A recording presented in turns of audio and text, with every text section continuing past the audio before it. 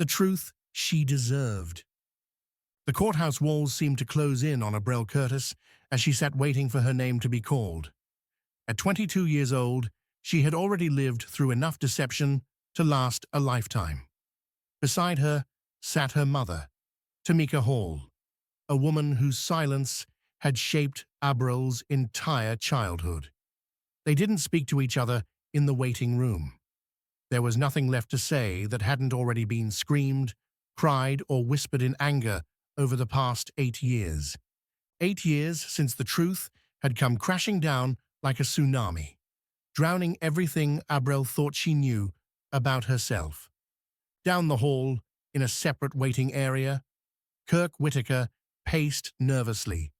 At 37, he carried the weathered look of a man who had spent significant time behind bars and was still trying to find his footing in the free world. His hands were calloused from honest work, a stark contrast to the fast money and faster lifestyle that had defined his youth. He had received the letter while in prison, a letter that claimed he had a daughter, a girl named Abril, who desperately wanted to know her father. The letter had changed everything, or perhaps it had changed nothing at all. Kirk still wasn't sure. Abril's story had begun 22 years earlier, when Tamika Hall was just a child herself, 15 years old, pregnant, and terrified. Tamika had grown up in a neighborhood where childhood ended early and survival meant making impossible choices. She had been drawn to Kirk precisely because he represented everything her mother had warned her about. He was exciting, dangerous, living a life that seemed glamorous from the outside, even as it destroyed him from within. Their relationship, if it could even be called that, had been brief and chaotic. A few encounters, fueled by teenage hormones and the illusion of rebellion. Tamika hadn't even realized she was pregnant at first. At 15, her understanding of her own body was limited, shaped more by whispered conversations with friends than by any real education. When her period came, a month after being with Kirk, she had felt relief wash over her like a wave. "I'm not pregnant," she had told herself, allowing herself to believe the crisis had been averted. But biology doesn't operate on the schedule of teenage hopes and fears. Tamika had moved on, meeting another young man who seemed safer, more stable. His name was Marcus, and unlike Kirk, he talked about the future, about responsibility, about being there. When Tamika discovered she was truly pregnant, a month and a half after being with Marcus, she had made a calculation that would haunt her for decades. She told Marcus the baby was his, and he had believed her. Marcus had stepped up, in the way that teenage fathers sometimes do, with a mixture of pride and terror. He had been there when Abril was born, had held her in the hospital, had promised to be the man she needed. And for 14 years, Abril had called him Daddy, never knowing that the foundation of her identity was built on sand. Growing up, Abril had always felt something was off. Children have an instinct for these things, a radar that picks up on the unspoken tensions and careful omissions that adults think they're hiding. Marcus loved her, in his way, but there was always a distance there, a hesitation that Abril couldn't quite name but felt in her bones. "My father never really showed me the affection, the love at all," Abril would later recall, her voice thick with the memory of all those moments when she had reached for connection and found only empty air. She had convinced herself she must be adopted. It was the only explanation that made sense to her young mind. But even that theory didn't quite fit, because she looked so much like Tamika. The same eyes, the same smile, the same stubborn set to her jaw when she was determined about something. The truth had come from an unexpected source, her grandmother.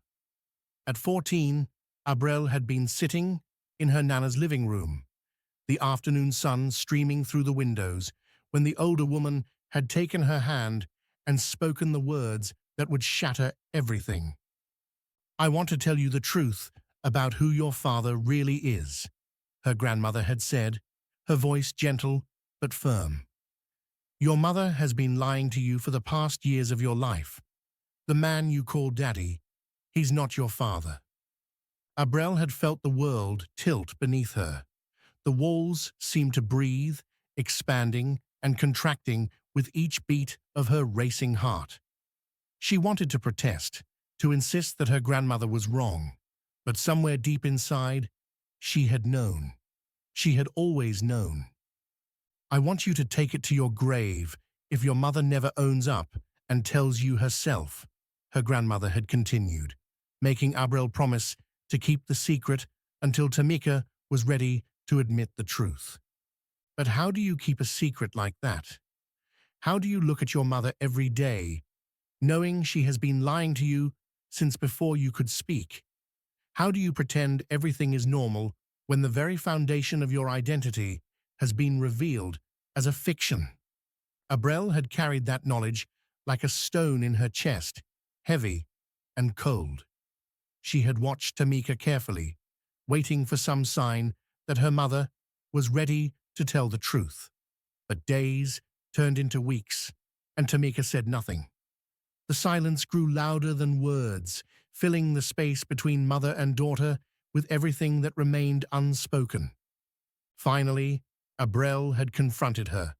The conversation had been painful and circular, like trying to navigate a maze in the dark. Tamika had admitted that Marcus wasn't Abrel's father, but then she had given another name, not Kirk, but someone else entirely. A third man, another layer of deception. "Oh, I'm just so happy," Abrel had said, playing along. "I'm gonna call Nana and tell her that such and such is my dad." The panic in Tamika's eyes had been immediate. "Oh, no, no, no. I need to tell you the truth." "Well, what is the truth?" Abrel had demanded, her voice rising. "I thought you said such and such is my dad." "No, really, your dad's name is Kirk." Abrel had felt something break inside her in that moment. Not just the revelation of another lie, but the realization that her mother had been prepared to keep lying, to add layers upon layers of deception until forced into a corner. "Okay, I knew that too," Abrel had said, her voice sharp with bitter satisfaction. "I was just waiting for you to tell me the truth." The confrontation had exposed the vast chasm that had opened between them. Tamika had tried to explain, to justify her choices by pointing to her own youth and fear. She had been 16 when Abrel was born, barely more than a child herself, trying to navigate an impossible situation with limited resources and even less guidance. "I knew one day that I'd have to sit Abrel down and talk to her and let her know who her father is," Tamika had said, her voice defensive. "The time that I set forth for her was at the age of 16. But Abrel had heard only excuses. 16. What if something had happened before then? What if Tamika had died and Abrel had never known the truth? What about all those years of feeling disconnected, of wondering why her father didn't seem to love her the way fathers were supposed to love their daughters? "I don't care what she is saying," Abrel had sobbed, the words tearing out of her. "I wanted a dad. I've always wanted a dad. You can be that mother. You can always be a mother in someone's life, but I still need my own father figure." The father-daughter dance had become a symbol of everything she had missed. While other girls at school had giggled and planned, talking about what dresses they would wear and what songs they would dance to with their dads, Abrel had remained silent. She had no father to take her. Marcus existed in this strange, liminal space. Not quite her father, but the only father figure she had known. Tamika had been married to him at the time, and he was living in their home, but there was always this invisible barrier between them. "Don't ask your daddy for nothing," Tamika would say. "Always ask me stuff." At the time, Abrel hadn't understood. Now she realized her mother had been trying to prevent her from bonding too closely with a man who wasn't her biological father, knowing that the truth would eventually come out and that bond would be severed. She felt guilty, Abrel would later reflect, and she didn't want me to get all bonded and attached with him, because at her time, when I turned 16, that's when she wanted to tell me, so I wouldn't have a close bond with him. I wouldn't be so hurt. But the strategy had backfired spectacularly. Instead of protecting Abrel from hurt, it had left her feeling isolated and unloved throughout her entire childhood. She had internalized the distance, believing there was something wrong with her, some fundamental unlovability that explained why her father couldn't connect with her. The night Abrel learned about Kirk, she and her grandmother had immediately begun trying to find him. In the age of social media and interconnected networks, it shouldn't have been difficult. But Kirk wasn't living a conventional life. Through a cousin, they discovered he was in prison. Another revelation that complicated an already complex situation. Tamika had actually written to Kirk first, years earlier, composing a letter that laid out the situation and asked for what? Support? Acknowledgement? Forgiveness? She had never been quite sure herself. But after writing the letter, fear had taken over. She had hidden it in her mother's house, unable to bring herself to mail it, but also unable to throw it away. Someone in the family had found the letter and sent it anyway. Kirk had written back, but Tamika had never received his response. The letter had disappeared into the chaos of family drama and miscommunication, another piece of truth that failed to reach its intended destination. Now, 8 years later, that letter sat in an envelope in Judge Lake's courtroom. Abrel had never seen it. She had no idea what Kirk had written, what he had promised, what he had felt upon learning he might have a daughter. When Abrel had finally made contact with Kirk herself, initiating a correspondence that would span his final years in prison, she had been desperate for connection. Here, finally, was her real father. Here was the man whose DNA she carried, who could explain the parts of herself that had never made sense in the context of Marcus's family. Kirk's letters had been everything she wanted to hear. He had asked about her life, her interests, her dreams. He had promised that when he got out, he would make up for lost time. He would be the father she deserved, would do all the things he had missed during her childhood. He wanted to know little things about me, Abrel remembered, so he could get to know me through the letters. He promised me, when he came home, he'd do things for me that he's never done. The promises had sustained her through the remainder of his incarceration. She had imagined a future where she finally had a real father, someone who would show up for her, who would be proud of her accomplishments, who would fill the void that had existed her entire life. When Kirk was released to a halfway house, Abrel had thrown herself into helping him transition back to society. She had worked with her mother to find him employment, arranging for him to work at the same place as Tamika specifically, so he would have opportunities to spend time with Abrel during his breaks. "The purpose of me trying to get him a job with my mom," Abrel explained, "is so, during his little break times, he can spend time with me. Around that time, it was the summertime for me, so there is no excuses of me having to be in school." She had been a good student, maintaining straight A's and perfect attendance. She had done everything right, had held up her end of the bargain. All she wanted in return was for her father to keep his promises. But Kirk hadn't kept his promises. Instead of spending his free time with Abrel, He had spent it with Tamika. The irony was cruel. Abril had worked to bring them together professionally, only to watch her father choose her mother over her.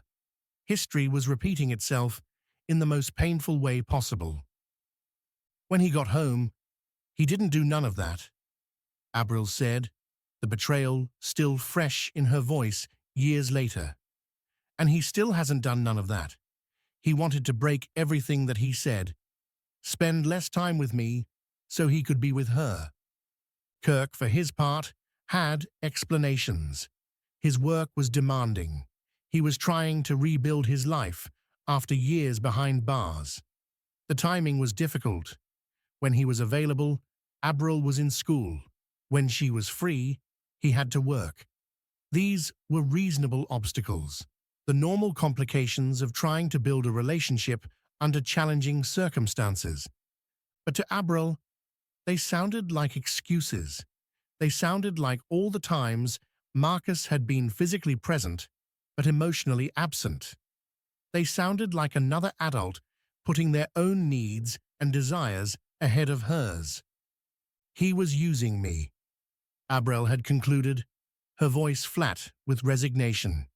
Using me to pass time by having somebody to write to have somebody to talk to. Kirk denied it, insisting that he had genuinely wanted to build a relationship with her. But his actions spoke louder than his words, and complicating everything was his persistent doubt about whether Abril was actually his daughter. Kirk remembered the circumstances of her conception differently than Tamika did. He remembered Tamika being in a relationship with someone else. Marcus, though he hadn't known the name at the time, when she had told him she was pregnant, his first thought hadn't been joy or fear, but skepticism.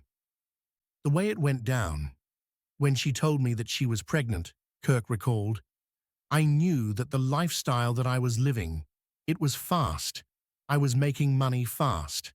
I had a lot of women coming at me saying, oh, I'm pregnant, and then only just to want money to spend it on whatever. He had assumed Tamika was running the same game, trying to extract money from him by claiming a pregnancy that might not be his. The fact that she was also involved with Marcus had made it easy to dismiss her claim. It was convenient even because Kirk had been in a relationship of his own at the time. I'll take my part. Hey, Kirk had admitted with a shrug, acknowledging his role in the situation even as he maintained his doubts. A year or two after Abril's birth, someone, Kirk claimed it was a mutual friend, had told him definitively that he was not the father. Kirk had accepted this information without question, relieved to have the matter settled. He had moved on with his life, never looking back, never wondering about the child who might have been his. Until 14 years later, when a letter arrived in prison along with a photograph of a teenage girl who looked exactly like her mother. Looks like her mum, Kirk had said, studying the picture. Resembles her mum, you know? First it's not, then it is. What am I to think? His confusion was understandable. Tamika had told him he was the father, then apparently told him he wasn't, then years later was claiming he was again. She had given the child another man's name, had allowed that man to raise her for over a decade. If Kirk was truly the father, why had Tamika hidden it? Why had she lied? The answer lay in Tamika's own youth and confusion. At 15, she genuinely hadn't understood what was happening with her body. She had assumed one bout of bleeding meant she wasn't pregnant, had made decisions based on faulty information and teenage desperation. When she finally understood the situation, she had made the choice that seemed safest at the time, claiming the baby belonged to the man who seemed most likely to stick around. I was a young girl, Tamika had explained, her voice carrying the weight of decades of guilt. I was pregnant at the age of 15. I gave birth to her when I was 16 years old. I didn't even know that I was pregnant because I didn't know a thing about the body. She had tried to do right by her daughter in the only way she knew how. She had kept a roof over Abril's head, had made sure she went to school, had worked multiple jobs to provide for her.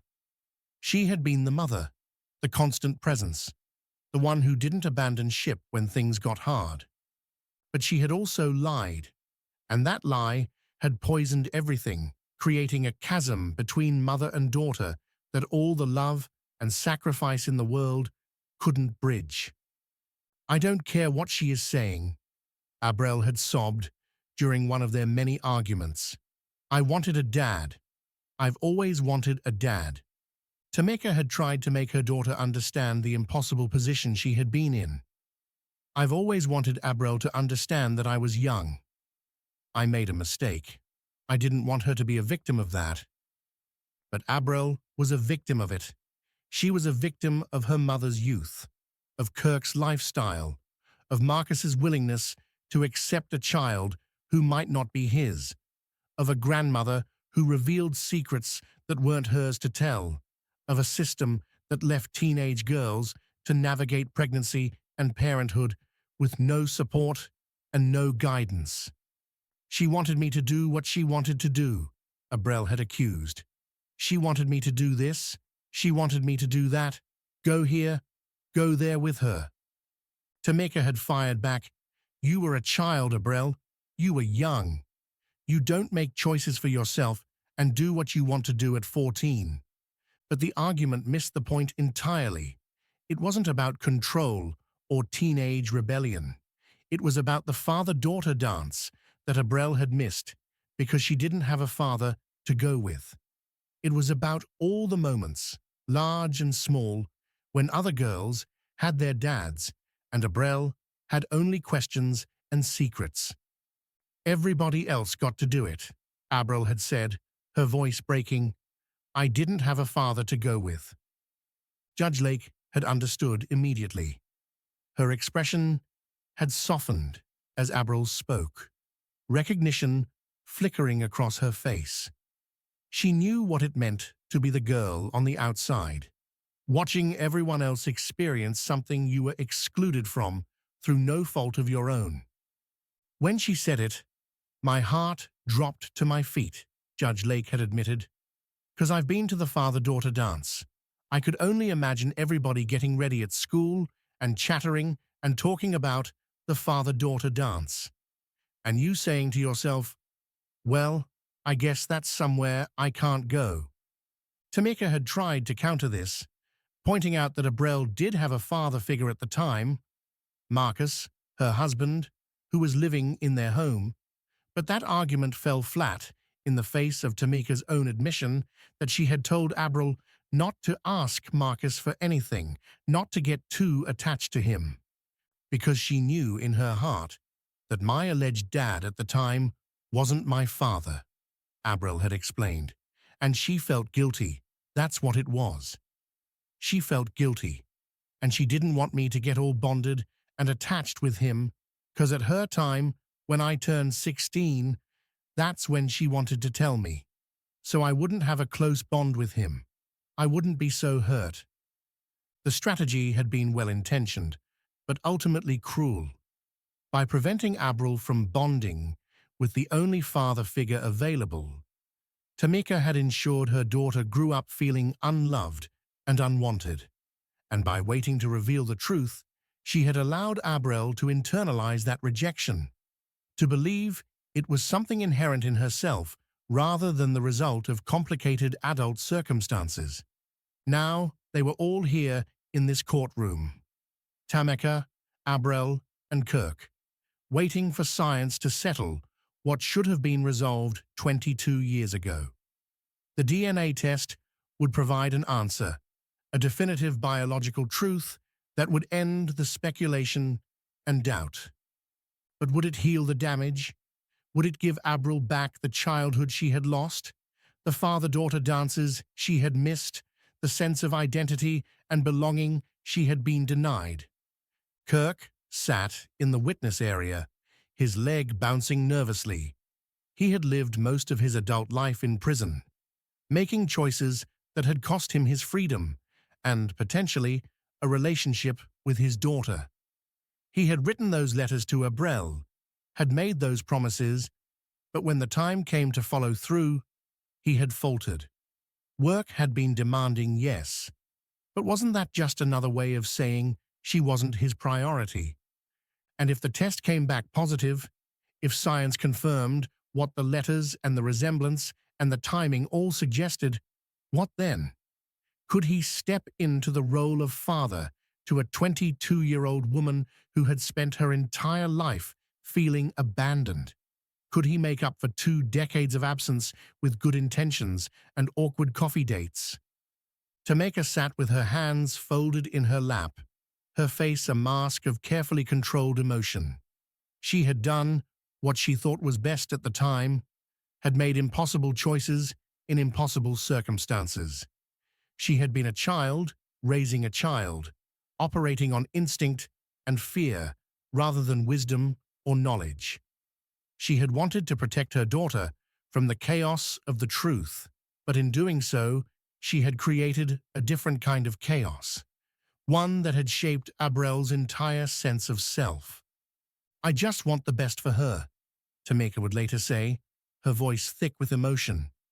"And I want her to understand that Mommy had to make some choices." But Abrel didn't want to understand. She wanted a father. She wanted the truth.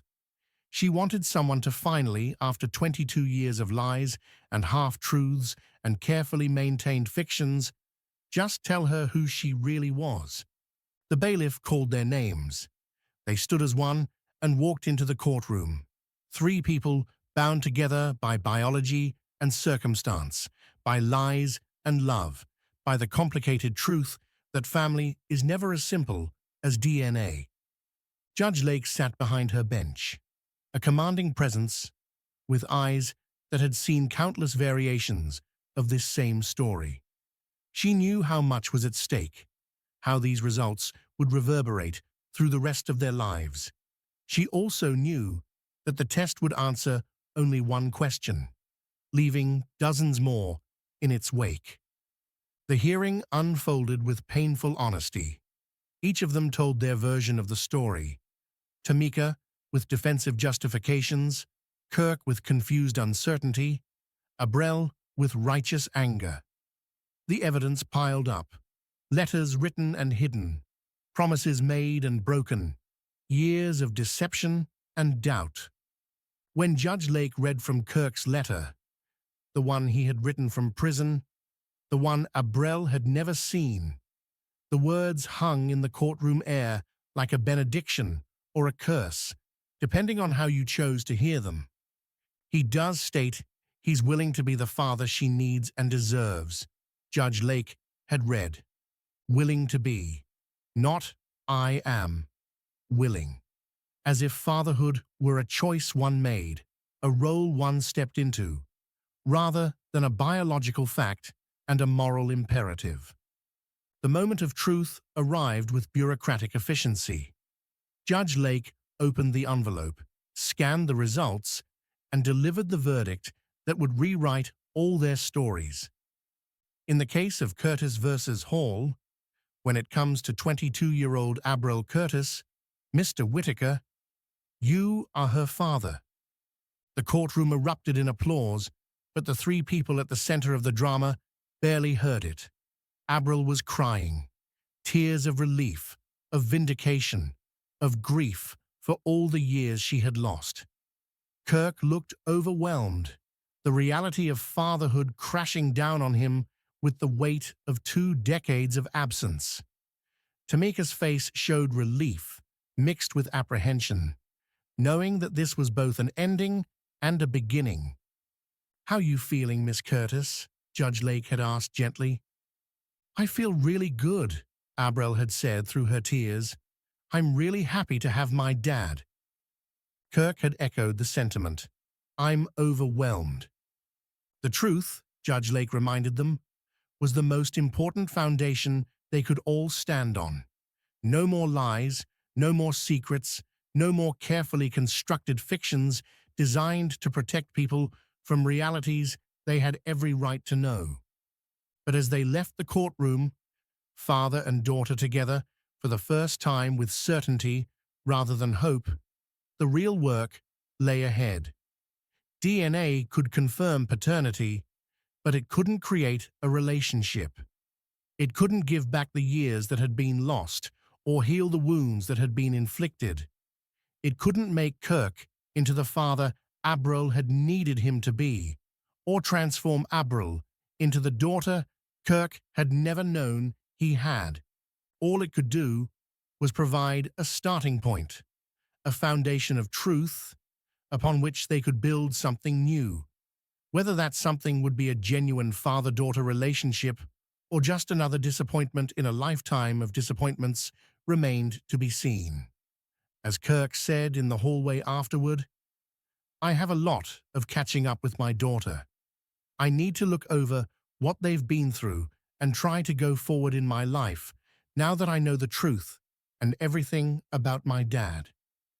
22 years of questions had been answered in a single moment. But the real question, whether they could become a family, would take much longer to resolve. Truth was only the beginning. Everything else would have to be built one day, one conversation, one kept promise at a time. And Abril, who had spent her entire life searching for her father, was finally ready to find out if the man matched the dream.